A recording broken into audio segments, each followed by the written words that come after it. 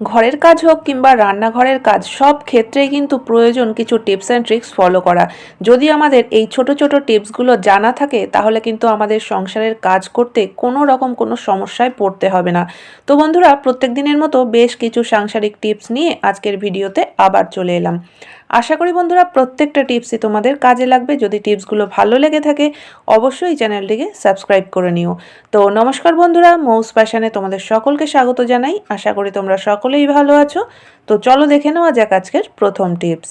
সকালে ঘুম থেকে উঠেই কিন্তু আমাদের ছুটতে হয় রান্নাঘরে, আর গিয়েই প্রথম যে কাজ সবজি তরকারি কাটা।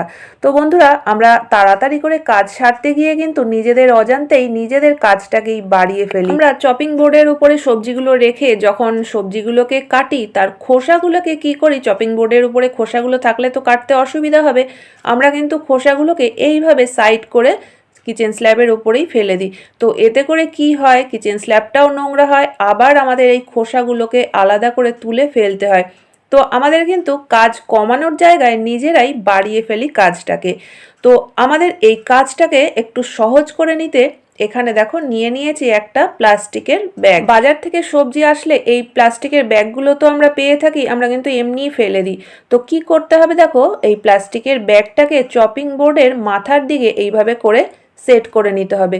তো এবার আমরা যতই সবজি কাটি আর যতই খোসা বেরোক না কেন, আমরা কিন্তু যখনই চপিং বোর্ডের উপরে খোসাগুলো একটু বেশি হয়ে যাবে, আমরা এইভাবে খোসাগুলোকে এই প্লাস্টিক ব্যাগের মধ্যে দিয়ে দেবো। তো তারপরে দেখো পুরো খোসাটাই কিন্তু ব্যাগের মধ্যে চলে এসেছে। তো এবার আমরা ব্যাগটাকে ধরে ফেলে দিতে পারি, আমাদের জায়গাও পরিষ্কার থাকলো, আমাদের কাজও কিন্তু অনেকটা কমে গেল।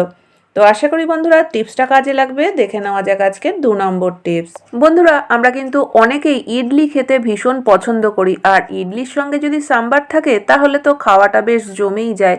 কিন্তু অনেক সময় দেখবে সাম্বার করতে গিয়ে দেখা যায় হয়তো ঘরে সেরকম প্রয়োজনীয় সব সবজি নেই, বা সাম্বার করতে গেলে কিন্তু একটু সময়ও লাগে। কিন্তু আমাদের হাতে যদি সময় কম থাকে বা আমাদের ফ্রিজে সেরকম সব প্রয়োজনীয় সবজি যদি না থাকে, তাহলে আমাদের যদি ইডলি খাওয়ার ইচ্ছে হয়, আমরা কি তাহলে সেদিন ইডলি খাবো না? অবশ্যই করে খেতে পারবো যদি আমাদের এই ছোট্ট রেসিপিটা জানা থাকে।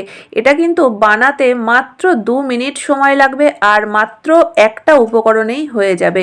তো দেখো, ঘরে যদি ছোলার ডাল থাকে নিয়ে নিতে পারো একটু ছোলার ডাল। তো অনেকেরই হয়তো এই রেসিপিটা জানা থাকবে, যদি কেউ না জানো তাদের কিন্তু খুবই কাজে আসবে। তো দেখো, এখানে আমি 1 বাটি ছোলার ডাল নিয়েছি 2টো শুকনো লঙ্কা, 5-7টা রসুনের কোয়া, আর নিয়েছি বেশ কিছুটা আদা কুচি। সবকটা জিনিস একসঙ্গে নিয়ে আমি কিন্তু একটা শুকনো খোলায় একটু ভালো করে লাল লাল করে ভেজে নিয়েছি।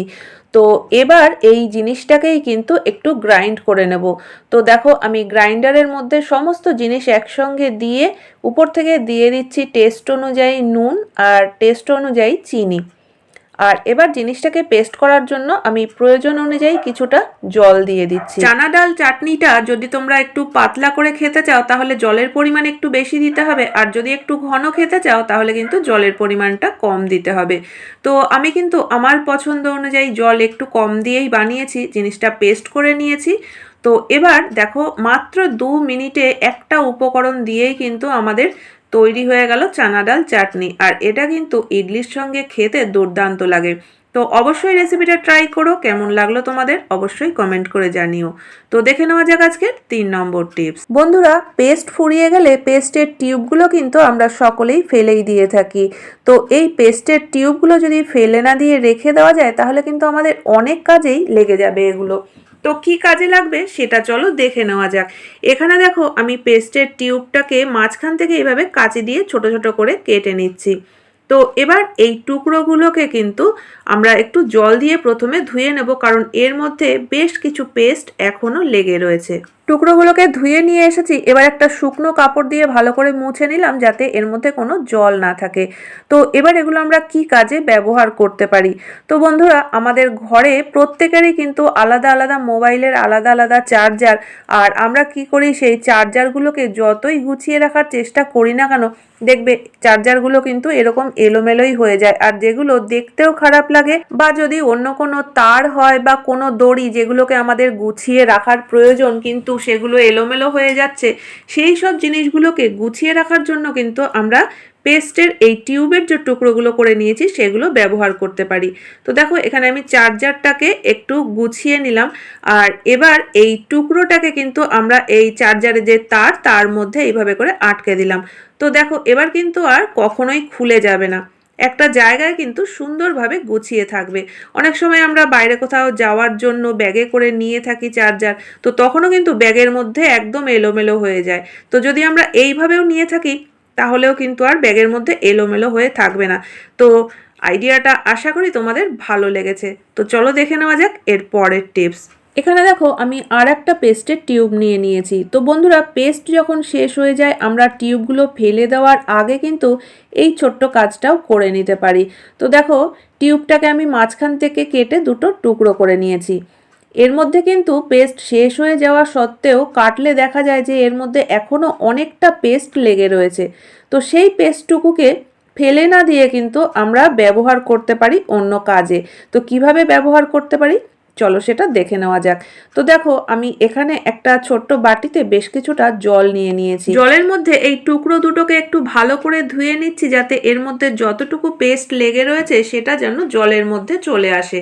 তো এইভাবে করে একটু ধুয়ে নেওয়াতেই কিন্তু দেখবে যে পুরো পেস্টটাই জলের মধ্যে চলে এসছে। তো এবার এই পেস্টের যে জল, এটা কিন্তু আমরা অনেক কাজেই ব্যবহার করতে পারি। তো বন্ধুরা, আমাদের ঘরে তো অনেক কাচের বাসন থাকে যেগুলো দেখবে বেশ কিছুদিন ব্যবহার করার পরে একটু পুরনো পুরনো হয়ে যায়। তো সেই সব কাচের বাসনগুলোকে কিন্তু আমরা এই পেস্টের জলে 2 মিনিট ভিজিয়ে রেখে তারপরে যদি এইভাবে হাত দিয়ে একটু ডোলে জল দিয়ে ধুয়ে নিই, দেখবে কিন্তু একদম ঝকঝকে পরিষ্কার হয়ে যাবে। তো কোনো রকম কোনো জিনিস খরচাও করতে হলো না, অথচ ফেলে দেওয়া জিনিস দিয়েই কিন্তু সুন্দর পরিষ্কার হয়ে গেল। এছাড়াও কিন্তু বন্ধুরা, আমাদের সারা দিন সিঙ্কে কত কাজ করতে হয়, কিচেন সিঙ্কে, তো সেটা পরিষ্কার করার জন্য আমাদের ভিমবার তো খরচা করতেই হয়। তো আমরা যে জিনিসটা ফেলে দিচ্ছি সেই ফেলে দেওয়া জিনিস দিয়েই কিন্তু আমরা সিঙ্কটাকে সুন্দর করে পরিষ্কার করে নিতে পারি। আর কাজটা করে দেখবে যে কত সুন্দর পরিষ্কার হয়ে যায়। এছাড়াও কিন্তু দেখবে সিঙ্ক থেকে একটা খুব সুন্দর গন্ধও আসবে। তো আমি সিঙ্কটাকে পরিষ্কার করে তারপরে তোমাদেরকে ধুয়ে দেখাচ্ছি। দেখো কত সুন্দর পরিষ্কারও হয়ে গেছে, অথচ আমাদের জিনিসটা ফেলাও গেল না। তো চলো চলে যাই এর পরবর্তী টিপসে। বন্ধুরা, পেস্টের টিউব আমরা কিভাবে ব্যবহার করতে পারি সেটা তো দেখে নিলাম, কিন্তু পেস্টের এই খাপ এটাও তো আমরা ফেলে দিয়ে থাকি। তো বন্ধুরা, এই পেস্টের খাপও কিন্তু আমাদের কাজে লাগবে। তো কিভাবে এটা আমরা ব্যবহার করতে পারি এটাও চলো দেখে নেওয়া যাক।